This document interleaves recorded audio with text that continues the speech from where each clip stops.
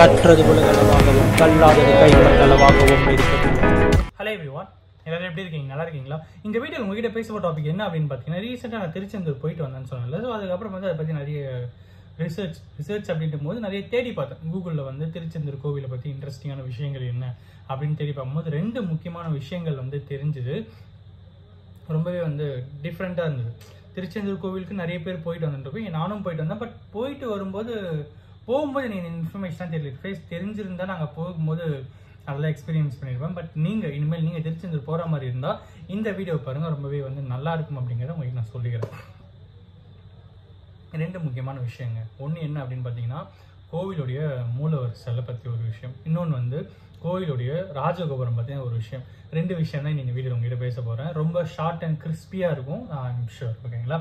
So first விஷயம் வந்து அந்த மூலவர் சிலை அப்படின்ட்டு வரும்போது நிறைய பேர் வந்து மூலவர் சிலைக்கு வந்து காலையில் போகும்போது, நானே காலையில் தான் போனேன், சந்தனம் வந்து பூசி வச்சுருந்தாங்க. ஓகேங்களா?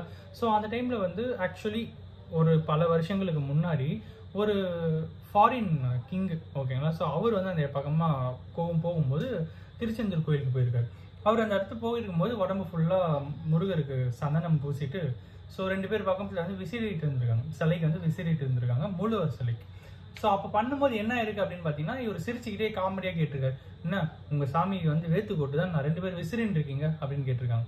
அங்கே இருந்த அர்ச்சகர்கள்லாம் அமைதியாக இருந்துட்டு, ஆமாம் வேத்து தான் கொட்டுது அப்படின்னதும் இவர் வந்து இன்னும் என்ன காமெடிலாம் பண்ணிட்டு இருக்கீங்க அப்படின்னு கேட்டதும், இருங்க அப்படின்னு சொல்லி அந்த சந்தனம்லாம் எடுத்துட்டு அந்த இடத்த கொஞ்சம் இது பண்ணி தொட்டு காமிச்சிருக்காங்க. உடனே அந்த இடத்துல ஈரமாக இருக்கிறது அவருக்கு வந்து தெரிஞ்சிருக்கு. ஷாக் ஆகிட்டு இருக்காரு, என்ன இது ஈரமாக இருக்குது அப்படின்னு சொல்லிட்டு பாட்டுக்கு வந்து சரின்ட்டு அமைதியாக போயிட்டு இருக்காரு. அதுக்கப்புறம் அங்கே இருந்த அந்த அவரோட வீட்டில் இருந்து அவரோட ஒய்ஃபுக்கு வந்து உடம்பு சரியில்லாமல் போயிட்டு இருக்கு. என்னமோ ஹாஸ்பிட்டலில் ட்ரை பண்ணியிருக்காரு, எதுவுமே வேலைக்கு ஆகலை அப்படின்றது. அப்புறம் வந்து அவருக்கு தோணியிருக்கு, ஒரு வேளை நம்ம இன்னைக்கு முருகரை வந்து காமெடி பண்ணி பேசணுமே, ஒருவேளை அதனால கூட இருக்குமோ அப்படின்னு சொல்லிட்டு அப்புறம் அந்த முருகர்கிட்ட வந்து வெள்ளியில் வந்து கலசமும் ஏதோ ஒன்று நான் வாங்கி தரேன் அப்படின்ற மாதிரி வேண்டுதல் வச்சிருக்காரு. அதுக்கப்புறம் அவர் வந்து அவங்களோட மனைவி சரியான அப்புறம் அவர் வந்து அந்த முருகருக்கு அதை காணிக்கையாக கொடுத்துருக்காரு அப்படின்னு அது அவரோட பேரும் பதிக்கப்பட்டு கொடுத்துருக்காரு. இன்னைக்கும் அது திருச்செந்தூரில் இருக்குது அப்படின்ற மாதிரி சொல்லப்படுது. ஸோ முருகருக்கு, அங்கே இருக்கிற முருகருக்கு வேர்த்து கொட்டும் அப்படிங்கிற ஒரு விஷயம் வந்து ரொம்பவே இன்ட்ரெஸ்டிங்காக இருந்தது கேட்கும்போது. ரெண்டாவது விஷயம் என்ன அப்படின்னு பார்த்தா, அந்த கோயிலுடைய ராஜகோபுரம். எப்பவுமே ராஜகோபுரம் அப்படின்ற ரொம்ப நிறைய கோவிலில் வந்து பார்த்தீங்கன்னா ராஜாக்கள் தான் கட்டுவாங்க, கரெக்டுங்களா? பட் இந்த கோயிலில் வந்து ஒரு ஆதீனம் சார்ந்த ஒருத்தர் வந்து கட்டியிருக்காரு. ஓகேங்களா?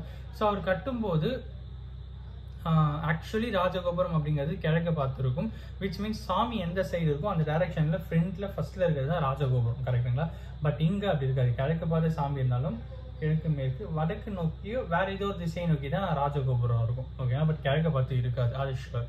ஸோ பட் ஆனால் இன்னைக்கும் நீங்கள் அந்த கோயிலுக்கு போனீங்கன்னா அந்த ராஜகோபுரம் பூட்டி தான் இருக்கும், திறந்து இருக்காது. அது வந்து ரொம்ப வருஷங்களாகவே அந்த கோயிலுடைய கோபுரம் வந்து பூட்டி தான் இருக்கு. அதுக்கு பின்னாடியும் சில ஃபேக்ட்ஸ் வந்து சொல்லப்படுது. அது என்ன அப்படின்னு பார்த்தீங்கன்னா, ஆகம விதிகள் அப்படிங்கிற ஒரு விஷயம்.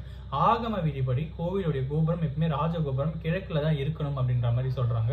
பட் ஆனால் இந்த கோயிலில் கிழக்குல கட்டலை. ஏன் கட்டலை அப்படின்னா கன்ஸ்ட்ரக்ஷன் எரரா, கட்டும் போது தப்பா கட்டிட்டாங்க, மாற்றி கட்டிட்டாங்க அப்படின்னா அது கிடையாது.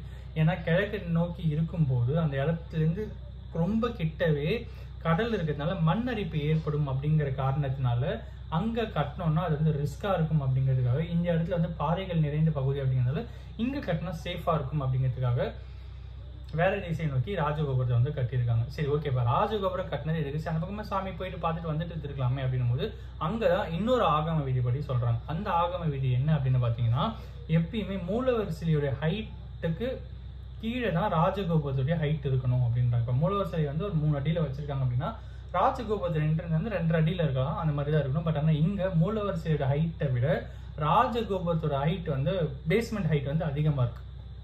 ஓகேங்களா? நான் சொல்றது பேஸ்மெண்ட் ஹைட், ராஜகோபுரம் ஹைட் இல்லை, பேஸ்மெண்ட் ஹைட். ஸோ அப்படி இருக்கிற பட்சத்தில் அந்த வழியில வந்து சாமியை வந்து பார்க்கக்கூடாது. இப்படியேப்பட்ட விஷயமா இருந்தாலும் இந்த உலகமே சுவாமிக்கு கீழே தான் அப்படிங்கிற பட்சத்தில் இந்த ஆகம விதிப்படி அந்த மாதிரி பார்க்கக்கூடாது அப்படிங்கிறதுக்காக அந்த டோரை வந்து க்ளோஸ் பண்ணி வச்சிருக்காங்க அப்படிங்கிறது வந்து சொல்லப்படுது. அண்ட் முக்கியமாக இது ஒரு முக்கியமான ஒரு ரீசனாக இருக்குது அப்படின்றாங்க. பட் சில வருஷங்களுக்கு முன்னாடி அது ஓப்பனில் தான் இருந்திருக்கு. பட் அதுக்கப்புறம் அது வந்து 1980s பீரியட்லையோ 1800 பீரியட்லையோ வந்து அது வந்து க்ளோஸ் பண்ணிட்டாங்க. இன்னைக்கு வரைக்கும் அங்கே போனீங்கன்னா ராஜகோபுரம் வந்து க்ளோஸ்டாக தான் இருக்கும். நம்ம வேறு வழியில தான் போய் சாமி பார்த்துட்டு வருவோம். ஓகேங்களா?